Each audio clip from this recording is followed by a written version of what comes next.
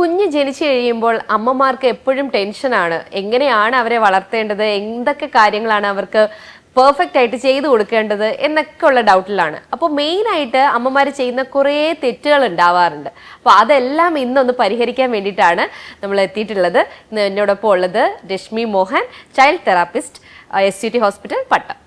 Welcome to the show.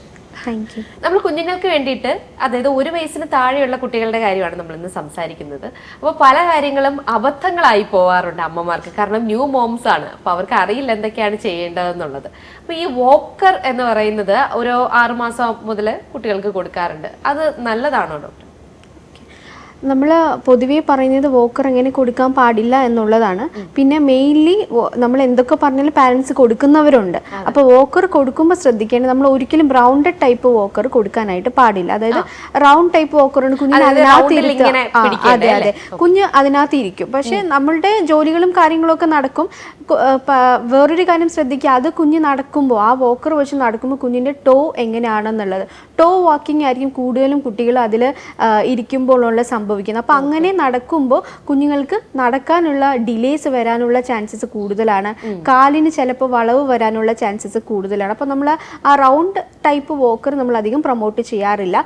വേണമെങ്കിൽ നിങ്ങൾക്ക് കൊടുക്കണമെന്ന് നിർബന്ധമാണെങ്കിൽ നമ്മൾ പുള്ളിങ് ടൈപ്പ് വോക്കർ ഉണ്ട്, അതായത് സ്ക്രോളിംഗ് ടൈപ്പ് വോക്കർ. അങ്ങനത്തെ പണ്ടത്തെ മോഡലാണ്, തടിയിലൊക്കെ ഉള്ളത്. അതെ, അപ്പോൾ അങ്ങനത്തെ വോക്കർ ആണെന്നുണ്ടെങ്കിൽ കുഞ്ഞുങ്ങൾക്ക് 1-2 സ്റ്റെപ്പ് മുന്നോട്ട് വെക്കാം. അവർ എഫോർട്ട് ഇട്ടാൽ മാത്രമേ വോക്കർ മുന്നോട്ട് നീങ്ങത്തുള്ളൂ. അപ്പോൾ വോക്കിംഗ് ഇംപ്രൂവ്മെന്റ് ആവും. മെയിൻലി നമ്മൾ പറയുന്നത് നടന്നു തുടങ്ങുന്ന സമയത്തൊന്നും വോക്കർ കൊടുക്കരുത് എന്നുള്ളതാണ്. തനിയെ അവരുടെ ബെയർ ഫൂട്ടിൽ തന്നെ കുഞ്ഞുങ്ങൾ നടക്കുന്നതാണ് ഏറ്റവും നല്ല കാര്യം. ഓക്കെ, അപ്പോൾ വോക്കർ എന്ന് പറയുന്നത് ഈ റൗണ്ടിനെക്കാളും കുറച്ചുകൂടി ബെറ്റർ. അതെ, മറ്റേ പണ്ട് തടിയിൽ ചെയ്തോണ്ടിരുന്ന ചാട്, അങ്ങനെ പണ്ടത്തെ. അതെ. പിന്നെ ചെയ്യുന്നത് ഈ ഫീഡിംഗ് ബോട്ടിൽ മെയിൻലി എല്ലാവരും 5 കൊടുക്കാറുണ്ട്. അപ്പോൾ അതിലെന്താണ് ഒരു തെറ്റ് എന്ന് പറയുന്നത്? നമ്മൾ ബ്രസ്റ്റ് ഫീഡ് ചെയ്യുന്ന അമ്മമാരാണെങ്കിൽ ഒരിക്കലും പ്രൊമോട്ട് ചെയ്യാത്ത ഒന്നാണ് ഈ ഫീഡിങ് ബോട്ടിൽ എന്ന് പറയുന്നത്. പിന്നെ ചില അമ്മമാർ യൂസ് ചെയ്യും, എവിടെയെങ്കിലും പുറത്ത് പോകുമ്പോഴോ അല്ലെങ്കിൽ യാത്രകളൊക്കെ പോകുന്ന സമയത്ത് ഫീഡിങ് ബോട്ടിൽ യൂസ് ചെയ്യാറുണ്ട്. ബ്രസ്റ്റ് ഫീഡ് ചെയ്യുന്നവർ ഫീഡിങ് ബോട്ടിൽ യൂസ് ചെയ്ത് കഴിഞ്ഞാൽ തിരിച്ച് ബ്രസ്റ്റ് ഫീഡിങ്ങിലോട്ട് ചില കുഞ്ഞുങ്ങൾ വരാനായിട്ട് മടിക്കും. കാരണം ഫീഡിങ് ബോട്ടിൽ അവർക്ക് യാതൊരു എഫോർട്ടും ഇല്ല. നമ്മളൊന്ന് ചരിച്ചു കൊടുത്താൽ തന്നെ അവർക്ക് പാല് കിട്ടുന്നുണ്ട്. ബട്ട് നമ്മൾ ബ്രസ്റ്റിൽ നിന്ന് കുഞ്ഞ് സക്ക് ചെയ്യുമ്പോൾ അതിൻ്റെതായ എഫോർട്ട് കുഞ്ഞിടണം. സോ അത് ചില കുഞ്ഞുങ്ങൾക്ക് മിക്ക കുഞ്ഞുങ്ങൾ ഇപ്പം മടിയാണ് ഫീഡിംഗ് ബോട്ടിൽ സ്റ്റാർട്ട് ചെയ്ത് കഴിഞ്ഞാൽ ബ്രസ്റ്റ് ഫീഡ് പിന്നെ ചെയ്യാനായിട്ട്. സോ അത് നമ്മൾ അധികം പ്രൊമോട്ട് ചെയ്യാറില്ല. പിന്നെ ഇതുപോലെ എമർജൻസിക്ക് ആയിട്ട് ഫീഡിംഗ് ബോട്ടിൽ യൂസ് ചെയ്യുകയാണെന്നെങ്കിൽ നമ്മൾ ഒരിക്കലും പ്ലാസ്റ്റിക് ടൈപ്പ് ഫീഡിംഗ് ബോട്ടിൽ യൂസ് ചെയ്യരുത്. സ്റ്റീൽ ടൈപ്പ് ഫീഡിംഗ് ബോട്ടിൽ നമുക്ക് അവൈലബിൾ ആണ്. അത് വാങ്ങിക്കുന്നതായിരിക്കും കൂടുതലും നല്ലത്. പക്ഷെ അതിന്റെ നിപ്പിള് എന്തായാലും പ്ലാസ്റ്റിക് ആയിരിക്കില്ലേ? അതെ, അത് പല രീതിയിലുള്ള നിപ്പിൾ, സിലിക്കോൺ ടൈപ്പ് നിപ്പിളൊക്കെ നമുക്ക് ഉണ്ട്. എനിക്ക് തോന്നുന്നു സ്റ്റീൽ ഉള്ള ഫീഡിംഗ് ബോട്ടിൽ സിലിക്കോൺ ടൈപ്പ് നിപ്പിളാണ്. അപ്പം നമ്മളത് സ്റ്റെറിലൈസ് ചെയ്യുമ്പോഴൊന്നും യാതൊരുവിധ രീതിയിലുള്ള ബുദ്ധിമുട്ടുകളും ഇല്ല. അല്ലെങ്കിൽ കുഞ്ഞിന് ഹെൽത്തി ആയിട്ടുള്ളതായിരുന്നു ഈ സ്റ്റീൽ ടൈപ്പ് ഫീഡിംഗ് ബോട്ടിൽ എന്ന് പറയുന്നത്. പ്ലാസ്റ്റിക് ടൈപ്പ് എങ്ങനെയാണെന്നാൽ നമുക്ക് ഇച്ചിരി ചൂട് കൂടുന്ന സമയത്ത് തന്നെ അതിൻ്റെ കണ്ടാമിനേഷൻ ഒക്കെ ഉണ്ടാവാൻ ചാൻസ് ഉണ്ട്. സോ സ്റ്റീൽ ടൈപ്പ് ഫീഡിംഗ് ബോട്ടിലാണ് ഏറ്റവും നല്ലത്. ഓക്കെ, അപ്പോൾ സ്റ്റീൽ ടൈപ്പ് ആണ് നല്ലത്, പ്ലാസ്റ്റിക് അവോയ്ഡ് ചെയ്യാം. ബട്ട് പ്രൊമോട്ടിംഗ് അല്ല, ജസ്റ്റ് ഇഫ് എമർജൻസി ആണെന്നുണ്ടെങ്കിൽ നമുക്ക് വേണമെങ്കിൽ മാത്രം ഫീഡിംഗ് ബോട്ടിൽ യൂസ് ചെയ്യാം. ഇനി എനിക്ക് ചോദിക്കാനുള്ളത് ഫ്രൂട്ട് നിബ്ലർ ആണ്. അത് യൂസ് ചെയ്യുന്ന, അതായത് ഫ്രൂട്ട്സ് എങ്ങനെയെങ്കിലും കുട്ടി കഴിച്ചോട്ടെ എന്ന് വിചാരിച്ച് കൊടുക്കുന്നതാണ്. അതൊരു തെറ്റല്ലേ? അതെ, അതും ഇതുപോലെ ഫീഡിംഗ് ബോട്ടിൽ പോലെ തന്നെയാണ്. നമുക്ക് യാത്രകൾ ചെയ്യുമ്പോഴാണ് ഫ്രൂട്ട് നിപ്ലർ കൂടുതലായിട്ടും നമ്മൾ യൂസ് ചെയ്യാൻ നല്ലത് എന്നുള്ളത്. മാത്രമല്ല അതിൽ നമ്മൾ ഫ്രൂട്ട്സ് കൊടുക്കുന്ന സമയത്ത് ഫൈബർ കണ്ടന്റ് ഒന്നും കുഞ്ഞിന് കിട്ടാനുള്ള ചാൻസസ് കുറവാണ്. കാരണം അതിൻ്റെ ജ്യൂസ് ഐറ്റം മാത്രമാണ് പോകുന്നത്. അല്ലാണ്ട് നമ്മൾ ഫ്രൂട്ട് ബൈ വേ നമ്മൾ തനിയെ കഴിപ്പിക്കുകയാണെന്നുണ്ടെങ്കിൽ കുഞ്ഞ് കഴിക്കുന്ന സമയത്ത് കുഞ്ഞിന് ചൂയിങ് എന്ന് പറയുന്ന ഒരു കാര്യം കൂടുതലായിട്ട് നടക്കുകയും ഫൈബർ കണ്ടന്റ് കൂടുതൽ കുഞ്ഞുങ്ങൾ ഇൻടേക്ക് ചെയ്യുകയും ചെയ്യും. അപ്പോൾ ഫ്രൂട്ട് നിപ്പിളിലും നമുക്ക് സെയിം ആസ് ഫീഡിംഗ് ബോട്ടിൽ തന്നെയാണ്. അധികം പ്രൊമോട്ടഡ് അല്ല. ബട്ട് കൂടുതലും യൂസ് ചെയ്യുന്ന എപ്പോഴാണ് 6, 7, 8 മന്തിലുള്ള കുഞ്ഞുങ്ങൾ. കാരണം അവർക്ക് ഭയങ്കരധികം കടി ഉണ്ടാവും. എന്ന് വെച്ചാൽ നമ്മൾ പാല് കൊടുക്കുമ്പോൾ ആണെങ്കിലും ബൈറ്റ് ചെയ്യാൻ ചാൻസ് കൂടുതലാണ്. എന്ത് കിട്ടിയാലും കടിക്കാനുള്ള ടെൻഡൻസി കൂടുതലാണ്. അപ്പോൾ അതുകൊണ്ട് നമ്മൾ ഫ്രൂട്ട് നിപ്പിൾ പറയുന്നു എന്നുള്ളതാണ്. പക്ഷേ ഡയറക്റ്റ്ലി ഫുഡ് അല്ലെങ്കിൽ ഫ്രൂട്ട്സ് കൊടുക്കുന്നതാണ് ഏറ്റവും നല്ലത്. ന്യൂമോം അമ്മമാരുടെ കാര്യം മാത്രമല്ല, ഈ അമ്മമാരുടെ കൂടെ തന്നെ ഗ്രാൻഡ് പാരൻസും ഉണ്ടാകുന്നുണ്ട്. അപ്പോൾ അവരുടെയൊക്കെ മെയിൻ ഒരു കൺസേൺ ആണ് കുട്ടിയെ ആരെങ്കിലും കണ്ണ് വെക്കും എന്നുള്ളത്. അപ്പോൾ ഈ കണ്ണ് വെക്കുമ്പോൾ മിക്കവാറും അവർ പറയും കരി എഴുതണം, അല്ലെങ്കിൽ ഒരു പൊട്ടിവിടെ തൊടണം, കണ്ണെഴുതണം, അങ്ങനെയൊക്കെ ഒരുപാട് കാര്യങ്ങൾ പറയാറുണ്ട്. അത് കുട്ടിയെ കണ്ണ് വെക്കാതിരിക്കാൻ, അല്ലെങ്കിൽ കണ്ണ് കുറച്ച് വലുതാവാൻ, കണ്ണ് കറുക്കാൻ, അല്ലെങ്കിൽ പുരികം കറുക്കാൻ എന്നൊക്കെ പറഞ്ഞിട്ടൊക്കെ ഓരോ മിത്തുകൾ പറയാറുണ്ട്.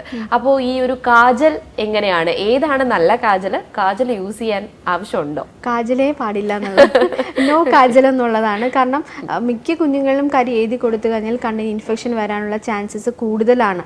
സോ അതുകൊണ്ട് നമ്മളിപ്പോൾ വീട്ടിലുണ്ടാക്കുന്ന കരി യൂസ് ചെയ്തോട്ടെ എന്ന് ചോദിക്കുന്നവരുണ്ട്. വീട്ടിലുണ്ടാക്കുന്ന ആണെങ്കിലും നമ്മൾ എഴുതി കൊടുക്കുന്ന കൈ വെച്ചിട്ടായിരിക്കും, അല്ലെങ്കിൽ ബഡ്സ് വെച്ചിട്ടായിരിക്കും. സോ അതെല്ലാം കുഞ്ഞിന് കണ്ണിന് ഇൻഫെക്ഷൻ ആവും.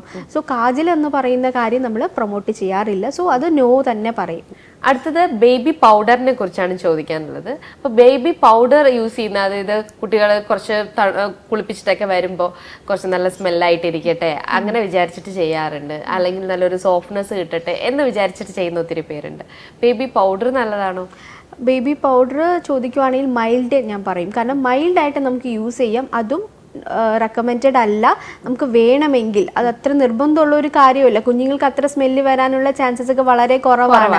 സോ പിന്നെ നമ്മൾ കൊടുക്കുമ്പോൾ പാലൊക്കെ കുടിച്ച് കഴിഞ്ഞിട്ട് ആ സ്മെല്ല് മാറാനൊക്കെ വേണം. നമ്മൾ നന്നായിട്ട് ഓറൽ കെയർ ചെയ്താൽ, കുഞ്ഞിനെ ഒന്ന് തുടച്ചൊക്കെ എടുത്താൽ ആ സ്മെല്ല് മാറിക്കോളും. സോ പൗഡർ യൂസ് ചെയ്ത് കഴിഞ്ഞാലും ചില കുഞ്ഞുങ്ങൾക്ക് ആസ്മ പോലത്തുള്ള അസുഖം വരാം, അലർജീസ് വരാം, അതിൻ്റെ പൊടിയൊക്കെ കയറിയിട്ട് അലർജി ഉണ്ടാവാനുള്ള ചാൻസസും ഉണ്ട്. സോ അതും നമ്മൾ അധികം റെക്കമെൻഡഡ് അല്ല. ഓക്കെ, പൗഡറിന് പകരം നമുക്ക് ഏത് ലോഷൻസോ അങ്ങനെ എന്താണ് നമുക്ക് അതിന് പകരമായിട്ട് ചെയ്യാൻ പറ്റുന്നത്? ഇപ്പം ഡിസ്ചാർജ് ചെയ്യുന്ന സമയത്ത് തന്നെ ഡോക്ടേഴ്സ് ചിലപ്പോൾ ഡ്രൈ സ്കിൻ ആണെങ്കിലോ അല്ലെങ്കിൽ എന്തെങ്കിലും ലോഷൻസ്, കുഞ്ഞുങ്ങൾ ബേബി ലോഷൻസ് കൊടുക്കും. അപ്പോൾ ആ ലോഷൻസ് നിങ്ങൾക്ക് യൂസ് ചെയ്യാം. പൗഡറിന് പകരം ദേഹത്ത്, കാലും കയ്യിലും ഒക്കെ ആ ലോഷൻസ് എന്തായിരുന്നാലും നമ്മൾ സ്വയം പോയി വാങ്ങിക്കരുത് എന്നുള്ളതാണ്. ഡോക്ടറിനോട് ചോദിച്ച് ഡോക്ടർ പ്രിസ്ക്രിപ്ഷനോട് കൂടി മാത്രം നമ്മൾ കുഞ്ഞുങ്ങളുടെ പ്രോഡക്റ്റ്സ് യൂസ് ചെയ്യുക എന്നുള്ളതാണ്. ഓക്കെ, ഇനി അതായത് ഇപ്പോൾ കഴിക്കാറായ കുട്ടികൾക്ക് കുറുക്കുകൾ ഉണ്ടാക്കി കൊടുക്കും. അപ്പോൾ അതിനകത്ത് പനം കർക്കണ്ട് പോലെയുള്ളതായിരിക്കും ഷുഗറിന് പകരമായിട്ട് യൂസ് ചെയ്യുക. അപ്പം അവർ പറയുന്നത് ഷുഗർ അധികം കുട്ടികൾക്ക് കൊടുക്കാൻ പാടില്ല എന്നാണ്. അതിന് പകരമായിട്ട് പനം കർക്കണ്ടായിരിക്കും ചെയ്യുക. ഇത് പനം കർക്കണ്ട് നല്ലതാണ്. ഇപ്പോൾ നമ്മളിത് കൊടുത്തു തുടങ്ങുന്നത് ഒരു 6 മാസത്തിന് ശേഷം, അല്ല 6 മാസം സ്റ്റാർട്ടിങ് വെച്ചിട്ടാണ്. അതുവരെ നമ്മൾ ബ്രസ്റ്റ് ഫീഡാണ് പറയുന്നത്. 6 മന്ത്സ് തൊട്ട് നമ്മൾ സെമി സോളിഡ് സ്റ്റാർട്ട് ചെയ്യും, റാഗി പോലത്തെ കുറുക്കുകൾ സ്റ്റാർട്ട് ചെയ്യും. അപ്പോൾ നമ്മളിപ്പോൾ പറയുന്ന ഷുഗറും സോൾട്ടും നോ എന്നുള്ള ഓപ്ഷനാണ്. അപ്പോൾ തിരിച്ചവർ ചോദിക്കുന്നതാണ്, ശരി ഷുഗറും സോൾട്ടും ഒന്നും വേണ്ട, ഷുഗർ വേണ്ട, അപ്പോൾ നമുക്ക് പനം കൽക്കണ്ട് കൊടുക്കാവോ, ശർക്കര കൊടുക്കാവോ, അങ്ങനത്തെ കാര്യങ്ങൾ ചോദിക്കുന്നുണ്ട്.